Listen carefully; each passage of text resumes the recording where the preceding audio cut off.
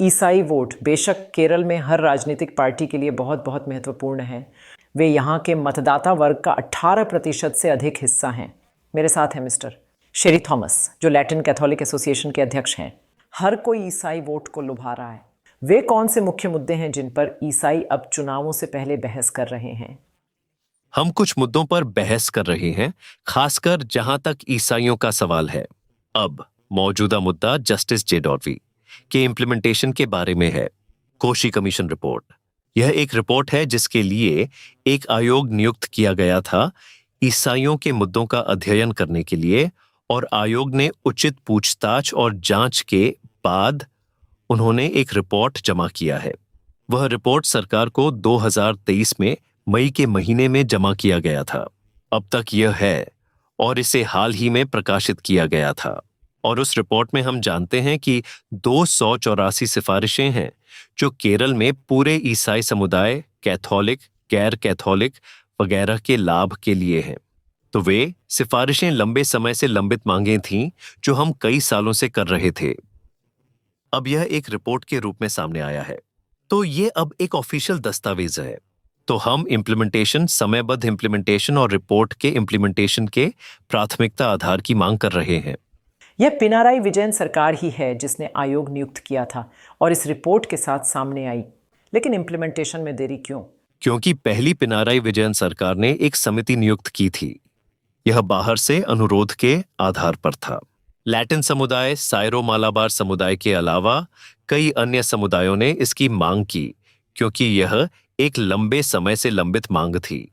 और हमने एक विधायक P.Chi के माध्यम से विधानसभा में एक निवेदन प्रस्तुत किया।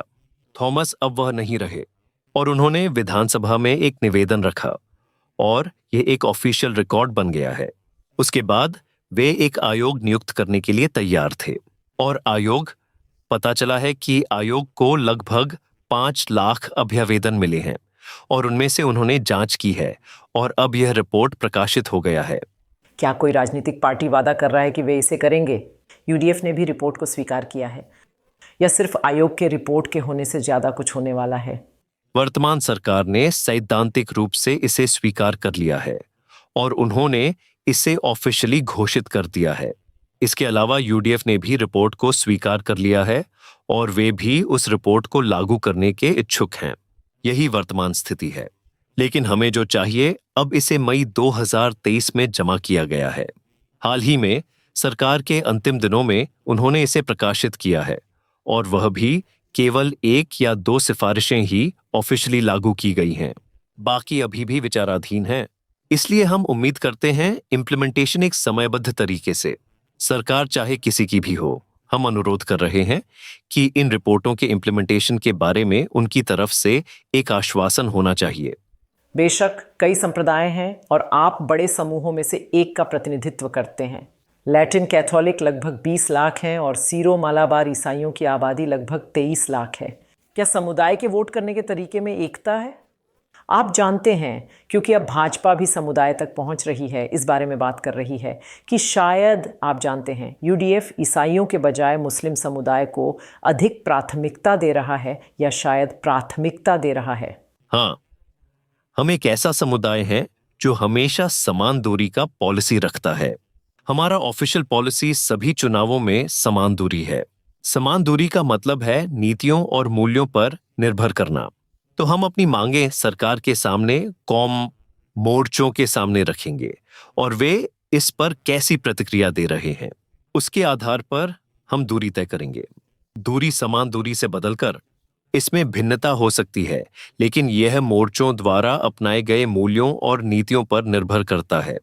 परंपरागत रूप से ऐसा लगता है कि ये समझ है कि यूडीएफ के पास ईसाई वोट का मेजॉरिटी है। हाँ, परंपरागत रूप से ईसाई, विशेष रूप से लैटिन कैथोलिक और सिरो मालाबार आदि, वे कांग्रेस के पक्ष में थे। लेकिन पिछले इलेक्शन के दौरान ऐसा नहीं था। मुझे लगता है पिछले इलेक्शन में ईसाई अल्पसंख्यकों की ओर से यूडीएफ के लिए कोई पारंपरिक वोट नहीं थे और अब वह बदल गया है। वह परिदृश्य अब सीटों में नहीं, अब अस्तित्व में नहीं है।